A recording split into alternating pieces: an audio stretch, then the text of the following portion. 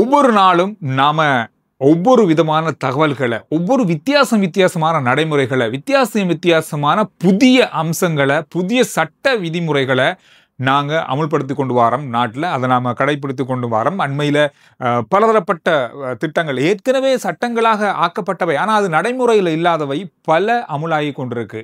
இது ஒரு முக்கியமான விஷயமாக இருக்க போது வெளிநாடுகளுக்கு வேலை வாய்ப்புக்காக போறவங்களுக்கு, குறிப்பா பெண்களுக்கு, மத்திய கிழக்கு நாடுகளுக்கு அதிகமான பெண்கள் வேலை வாய்ப்புக்காக நம்ம நாட்டில இருந்து போறாங்க. இது காலகாலமா நடந்து வர ஒரு விஷயம். அதுலதான் ஒரு புதிய கட்டுப்பாடை கொண்டு வந்திருக்காங்க. 5 வயதுக்கு குறைந்த பிள்ளைகள் அவங்களுக்கு இருந்தா வெளிநாட்டு வேலை வாய்ப்புக்காக போறதற்கு தடை. இது ஒரு மிக மிக முக்கியமான கட்டுப்பாடாக கொண்டு வரப்பட்டிருக்கிறது. சிறுவர் பாதுகாப்பு அதிகார சபையினுடைய அறிவித்தலாக இது இருக்கு. குறிப்பா சொல்ல போனா கடந்த காலங்களில் சிறுவர்கள் அதிகமாக பாதிக்கப்படுறாங்க. பெற்றோர்கள் வெளிநாடுகளுக்கு வேலை வாய்ப்புக்காக போறதால, உறவினர்களிடம் அவங்க இருக்கிறதால சரியான முறையில் அவங்களை கவனிக்கிறதுல பலதரப்பட்ட இடையூறுகள் அவங்களுக்கு ஏற்படுறது. இது எல்லாத்தையும் கருத்துல கொண்டு இது எடுக்கப்பட்ட ஆய்வுகளின் அடிப்படையில் அதிகமான சிறுவர்கள் துஷ்பிரயோகங்களுக்கு உள்ளாகிறாங்க. பலதரப்பட்ட அவங்களுடைய படிப்பு விஷயங்கள் மிகப்பெரிய அளவால் பாதிக்கப்படுது. அவங்களுக்கு சரியான ஆதரவு இல்லாமல் போகுது. வெளிநாடுகளுக்கு 2-3 வருஷங்களுக்கு தாய் தந்தையினர் வெளிநாட்டுக்கு போறாங்க. அதனால இந்த பிள்ளைகள் இங்கே இருக்கிறதால பெரிய சிக்கல் இருக்கிறதால இந்த நடைமுறையை இப்போ கொண்டு வந்திருக்காங்க. யாராவது 5 வயதுக்கு குறைவான குழந்தைகள் இருக்கிற தாய்மார்கள் வெளிநாடு போக போறீங்க அப்படின்னு முயற்சி பண்ணா இது தொடர்பாக ஆராய்ந்து விட்டு அதற்கான முயற்சிகளை எடுங்க. இனிமேல் அதற்கான ஒரு கட்டுப்பாடு இருக்க போகுது. இன்னும் ஒரு புதிய நடைமுறை, இது 1ஆம் தேதியிலிருந்து கொண்டு வரப்பட்ட நடைமுறை. இதை எத்தனை பேருந்துகள் இதை சரியாக பயன்படுத்துறாங்க அப்படின்னு பார்த்தா இல்லை, கிட்டத்தட்ட 80% அதிகமான பேருந்துகள் இதை பயன்படுத்துறாங்க. இல்லை, அதாவது பயணிகள் பயணச்சீட்டு டிக்கெட், அதாவது நம்ம எவ்வளவு காசு வாங்க கொடுக்குறோமோ அதுக்கான டிக்கெட் நமக்கு தரணும். இது மேல் மாகாணத்தில் அறிமுகப்படுத்தப்பட்டிருக்கிறது. இது ஏற்கனவே இருந்த சட்டம் தான். பல மாகாணங்களில் சொல்றாங்க மேல் மாகாணத்துக்கு மட்டும்தானா இது அப்படின்னு. இல்லை, எல்லா இடமும் இந்த சட்டம் இருக்கு. ஆனால் ஒவ்வொரு மாகாணமா இப்போ அமுல்படுத்தி கொண்டு வராங்க. அமுல்ல இருக்கு, ஆனால் கட்டாயப்படுத்தி கொண்டு வராங்க. இது கண்டிப்பா செய்ய வேண்டிய ஒரு விஷயம். அப்படியே விடுபட்டு போயிட்டு இந்த டிக்கெட் கொடுக்குற விஷயம், இதை கண்டிப்பா மேல் மாகாணத்தில் இருக்க பஸ் சாரதிகள் நடத்துனர்கள் செய்யணும் அப்படின்றதால இப்ப அது கண்டிப்பான ஒரு விஷயமாக மாறி இருக்கு. இப்ப இன்றைய நாள்ல பொருளையில பெரிய அளவாக பேருந்துகளை பரிசோதனை செஞ்சதுல பல பேருந்துகள்ல இந்த பயணச்சீட்டு கொடுக்கப்படலை. அதற்காக அவங்களுக்கு தண்டப்பணம் அறவிடப்பட்டிருக்கிறது. அதோட மட்டும் அவர்களுக்கு எச்சரிக்கை விடுக்கப்பட்டிருக்கு. இதுல இன்னும் ஒரு முக்கியமான விஷயம், ஒரு சுவாரஸ்யமான விஷயம் தான் இது.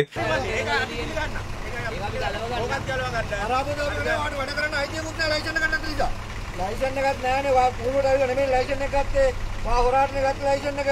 අපේ පුහුණුවට ආව නම් ওই දේ වෙන්නේ නෑ. අපි දවස් 4ක් තිස්සේ පුහුණු කළා. ඔය හැමදේම කියලා දීලා. சில பேருந்து நடத்துனர்களுடைய ஆடை விஷயங்களா இருக்கட்டும், அவர்கள் அணிந்திருக்கிற ஆபரணங்களா இருக்கட்டும், அவர்களுடைய நடவடிக்கைகள் எல்லாமே இடைநிறுத்தப்படணும். குறிப்பா இந்த கராம்பு போடுறது, பெரிய அளவா மாலையை போட்டு சேட்டை திறந்து விடுறது, வெத்தில சப்புறது, இந்த மாதிரியான விஷயங்கள் உடனடியாக தடைப்பட வேண்டும் அப்படின்றத வலியுறுத்திருக்காங்க. இன்றைய நாளில் நிறைய பேருக்கு இந்த கராம்புகளே கலட்டப்பட்டிருக்குன்னா பாருங்க. ஒரு காலத்துல ஒரு நேரம் நமக்கு இந்த கிளீன் ஸ்ரீலங்கா ஆரம்பிக்கப்பட்ட நேரத்துல வாகனங்களுடைய உதிரி பாகங்களை கலட்டுற விஷயம் ஆரம்பிக்கப்பட்டு பெரிய விமர்சனங்களுக்குள்ளானது. ஆனா அதே போல ஆட்களுக்கும் கலட்டணும்.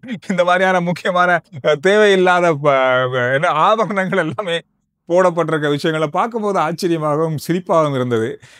ஒரு சாரதி எப்படி இருக்கணும், ஒரு பேருந்து நடத்துனர் எப்படி இருக்கணும் அப்படின்ற ஒரு விதிமுறையே இல்லாமல் பலதரப்பட்ட விஷயங்கள் எல்லை மீறி போய் கொண்டிருந்தது நம்ம நாட்டில். இப்போ அது கொஞ்சம் கொஞ்சமாக சரிப்படுத்தப்படுது. நிறைய பேர் இதுக்கு ஆதரவு வழங்க காத்திருக்காங்க, ஆதரவு வழங்கி கொண்டிருக்காங்க. இதில் பயணிகள், இதில் முக்கியமாக சொல்லப்பட்டிருக்கு, இனிமேல் மேல் மாகாணத்தில் பயணிக்கிற பேருந்துகளில் உங்களுக்கு சாரதிகள் அல்லது நடத்துனர்கள் இந்த போக்குவரத்து டிக்கெட், அதாவது பஸ் டிக்கெட் கொடுக்கலன்னு சொன்னா உடனடியாக அழைத்து அதற்கான முறைப்பாடுகளையும் செய்யலாம். இது அவங்களுக்கான அதிகாரம் இருக்கு. எனவே இந்த மாதிரியான பல விஷயங்கள் இப்பொழுது நடந்து வருது நாட்டில். இதுவும் ஒரு முக்கியமான புதிய ஒரு நடைமுறையாக மாறி இருக்கு. பலதரப்பட்டவர்கள் இதுக்கு எதிர்ப்பு தெரிவிக்காங்க. யார் அப்படின்னு பார்த்தா இது பஸ் ஓட்டுநர்களும் பஸ்ஸுக்கு சொந்தக்காரங்களும் இந்த சாரதிகளும் நடத்துனர்களும். இந்த புதிய நடைமுறைகள் பற்றி நீங்க என்ன நினைக்கிறீங்கன்றத கருத்துக்கள்ல சொல்லுங்க. இந்த மாதம் 15ஆம் தேதி நமக்கு ஒரு முக்கியமான நாள். குறிப்பா நாம முதல்ல சொல்லி வர ஒரு விஷயம் தான் மின்சார கட்டணத்தினுடைய அதிகரிப்பு இந்த மாசத்துல நடக்க வாய்ப்புகள் இருக்குன்னு சொன்னோம். அது 15ஆம் திகதி அதற்கான தீர்மானம் எடுக்கப்பட போகுது. மின்சாரத்துறை மிகப்பெரிய அளவான நட்டத்தை சந்தித்துக் கொண்டிருக்கிறது. பாரிய அளவான நட்டம் ஏற்பட்டு கொண்டிருக்கிறது. இதனால மின்சார சபையை பரிந்துரை செய்திருந்தாங்க அரசாங்கத்திடம் 6.8% இப்ப இருக்கிற மின் கட்டணத்தை உயர்த்துங்க அப்படின்னு சொல்லியிருந்தாங்க. அதற்கான பரிந்துரைகள் இப்பொழுது அதற்கான ஆராய்வுகள் எல்லாம் நடந்து அதற்கான இறுதி தீர்மானம் வர 15ஆம் தேதி எடுக்க போறாங்க. அன்றைக்கே எவ்வளவு கட்டண அதிகரிப்பு இருக்க போகுது அப்படின்ற அறிவித்தல் வாரத்துக்கு 99% இடம் இருக்கு. இது ஒரு முக்கியமான விஷயம். நமக்கு பார்த்துருங்க. கண்டிப்பா சொல்ல போனா இது அதிகரிக்கிறதுக்கான வாய்ப்புகள் தான் அதிகமாக இருக்கு. வசீம் தாஜுதீன் இவருடைய மரணம் தொடர்பான சர்ச்சை, கொலை தொடர்பான சர்ச்சை மீண்டும் ஒரு பேசு பொருளாக மாறி இருக்கிறது. கடந்த ஒரு கிழமையா இது பெரிய அளவான பேசு பொருளாக மாறி இருக்கு.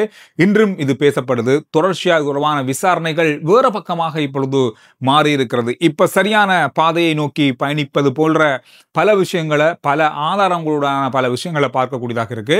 உங்களுக்கு தெரியும், வசீம் தாஜுதீன் அவருடைய கொலை தொடர்பான பலதரப்பட்ட விஷயங்கள் கடந்த கால அரசாங்கங்கள்ல அந்த ஃபைல் மேல வரும், அடுத்த அரசாங்கம் வந்தோன்னு அது கீழே போகும். அப்படி பலதரப்பட்ட விஷயங்கள் இது ஒரு பேசு பொருளாகவும் சில நேரங்களில் அரசியல் பிரச்சாரங்களுக்கு பாவிக்கிற ஒரு விஷயமாகவும் அரசியல் ரீதியிலான ஒரு விஷயமாகவும் இது கடந்த காலங்களில் பார்க்கப்பட்டாலும் இப்பொழுது இது ஒரு மிக முக்கியமான கட்டத்தை நோக்கி பயணித்துக் கொண்டிருப்பதை அவதானிக்கக்கூடியதாக இருக்கு. 2012ஆம் ஆண்டு மே மாதம் 17ஆம் தேதி நாராயண்பேட்டை பாக் வீதியில வைத்து இந்த விபத்து இடம்பெற்றது. ஆரம்ப காலத்துல இது விபத்துன்னு தான் சொல்லப்பட்டது. விபத்தாகவே இது முடியப்பட்டது இந்த மரணம். அதுக்கு பிறகு குடும்பத்தினர் இந்த விபத்தில சந்தேகம் ஏற்பட்டு இது கொலைக்கான வாய்ப்புகள் அதிகமாக இருக்கு, இது கொலைதான் நடந்திருக்கு அப்படின்ற சந்தேகத்தின் பேரில் குற்றப்புலனாய்வு பிரிவிடம் அவங்க ஒரு முறைப்பாடு செய்து அது நீதிமன்றத்தின் அடிப்படையில் வழக்கில் இருந்தது. இந்த விபத்தின் அடிப்படையில் வழக்கில் இருந்தது. அது மீண்டும் பரிசோதிக்கப்பட்டு பிரேத பரிசோதனை நடைபெற்றிருந்தது 2015ஆம் ஆண்டு. அதுல உறுதி செய்யப்பட்டது இது கொலை, விபத்தல்ல கொலை என உறுதி செய்யப்பட்டதை தொடர்ந்து இப்பொழுது அது கொலைக்கான காரணம் யார் அப்படின்ற இன்று வரைக்கும் அது தொடர்பான விசாரணைகள் தொடர்ந்து வருது. ஆனா உங்களுக்கு தெரியும், மெத்தனியாவில் நடந்த ஒரு துப்பாக்கி சூடு சம்பவம், 2 பிள்ளைகளும் ஒரு அப்பாவும் சுட்டுக் கொல்லப்பட்டாங்க. இது தொடர்பான சர்ச்சை மிகப்பெரிய அளவில் போய் கொண்டிருந்தது.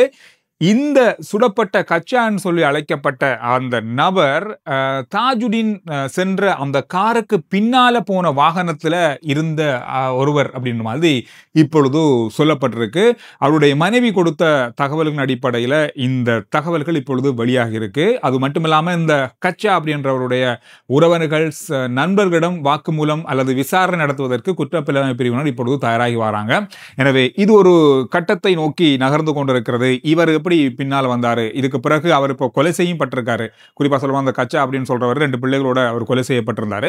அது தொடர்பான பலதரப்பட்ட விஷயங்கள் இப்பொழுது இந்தோனேஷியாவிலிருந்து கைது செய்யப்பட்டு கொண்டு வரப்பட்ட பாதாள உலக குழுக்களிடமிருந்து பெறப்பட்ட தகவல்களின் அடிப்படையில் இந்த கச்சா அவருடைய கொலைக்கும் தாஜுதீன் அந்த கொலைக்குமான மிகப்பெரிய நெருக்கங்கள் இருப்பதாக இப்பொழுது தகவல்கள் கொஞ்சம் கொஞ்சமாக வெளியாகி கொண்டிருக்கு. முழுமையான தகவல்கள் ஆட்டியும் இது தொடர்பான மேலதிகமான விசாரணைகள் நடத்தப்பட்டு சரியான இடத்துல இந்த விசாரணைகள் கொண்டு செல்லப்படுவதற்கான வாய்ப்புகள் வருகின்ற நாட்களில் இருக்கும் அப்படின்னு சொல்லி எதிர்பார்க்கலாம். இன்னும் ஒரு விஷயம் கொஞ்சம் சீரியஸா பேசப்படுது. என்ன அப்படின்னு சொன்னா, முன்னாள் ஜனாதிபதி மஹிந்த ராஜபக்ஷ அவருடைய வாகனம், அதாவது குண்டு துளைக்காத வாகனம் இப்பொழுது அரசாங்கம் அதை மீள எடுத்திருக்காங்க. அது மட்டும் இல்லாமல் ஆயுதம் தாங்கிய பாதுகாப்பு படையினர் போற அந்த டிஃபெண்டர் வாகனத்தையும் அரசாங்கம் மீள பெற்றிருக்காங்க. இது கொஞ்சம் அவருடைய பாதுகாப்புக்கு அச்சுறுத்தலாக அமையக்கூடிய வாய்ப்புகள் இருப்பதாக பல விமர்சனங்கள் இப்பொழுது இருக்கு. அவருடைய உயிருக்கு நிச்சயமா ஒரு ஆபத்து இருக்கு. அதன் காரணம்னா யுத்த காலத்தில் இருந்த ஒரு ஜனாதிபதி, அந்த அடிப்படையில் அவருக்கான பாதுகாப்பு மிக மிக பாரிய அளவான அச்சுறுத்தலை ஏற்படுத்தி இருக்கிறது. அவருக்கான புல்லட் குரூப், அதாவது புல்லட்டை துளைக்காத, அதாவது குண்டு துளைக்காத வாகனத்தையே மீள பெற்றிருக்காங்க அப்படின்றது கொஞ்சம் அவதானிக்கக்கூடிய அல்லது அரசாங்கம் இது மேல கவனம் எடுக்கக்கூடிய விஷயமாக இருக்கு. தொடர்பாக அரசாங்கத்திடம் கோரிக்கை விடுப்பதற்காக அவங்களோட தரப்பு தயாராக இருப்பதாகவும் சொல்றாங்க. இது ஒரு பேசு பொருளாக நேற்று நாளிலிருந்து இன்றைக்கும் அதிகமான செய்தித்தளங்களை நிறைத்த செய்தியாக மாறி இருக்கு. இறுதியா ஒரு செய்தியை சொல்லிட்டு முடிக்கலாம். நாட்டின் 11 மாவட்டங்களுக்கு பாரியளவான மழை பெய்யக்கூடிய 100 மில்லிமீட்டருக்கும் அதிகமான மழை பெய்யக்கூடிய வாய்ப்பை ஏற்படுத்தும் அப்படின்ற மாதிரி எச்சரிக்கை விடுக்கப்பட்டிருக்கு. குறிப்பா எலக்ட்ரானிக் பொருட்களை மழை நேரங்களில் பாவிக்கிறத தவிர்த்து கொள்ளுங்க. குறிப்பாக மின்னல் தாக்கம் அதிகமாக இருக்கும் இந்த காலகட்டத்தில் அப்படின்னு சொல்லி எச்சரிக்கைப்படுத்திருக்காங்க வானிலை ஆய்வு மையம். எனவே இது தொடர்பாக கவனப்படுங்க. வீட்டில் இருக்கவங்க டிவி பார்க்குற நேரம் அல்லது எலக்ட்ரானிக் பொருட்களை ஒன் பண்ணி வைக்கிற நேரத்தை கொஞ்சம் மின்னல் நேரத்தில் குறைத்து கொள்ளுங்க. எனவே இந்த விஷயங்கள் இன்று நாளில் பார்க்கப்பட்ட மிக மிக முக்கியமான செய்திகளாக இருக்கு. RJ Chandru report YouTube channel, Facebook page, WhatsApp channel இது எல்லாத்தையும் ஃபாலோ பண்ணுங்க. அடுத்த வீடியோவில் நான் உங்களை சந்திக்கிறேன்.